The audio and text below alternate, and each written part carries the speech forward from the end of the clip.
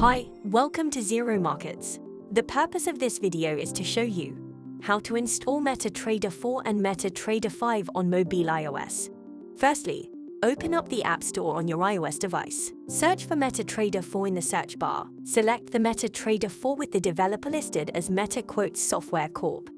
Click on Get to download the app. Once the download is complete, open the app and click Accept the terms and conditions. There will be another pop-up to open a demo account. Click Cancel, then select Login with existing account. In the search box for the broker, type in Zero Markets. Click on either Zero Markets Demo 1 or Zero Markets Live 1 depending on the account type you want to use. Enter your login and password details, and you're good to go. Similar steps for MetaTrader 5. Firstly, open the App Store on your iOS device. Search for MetaTrader 5 in the search bar. Click on the app that says MetaTrader 5 with the developer listed as Meta Software Corp.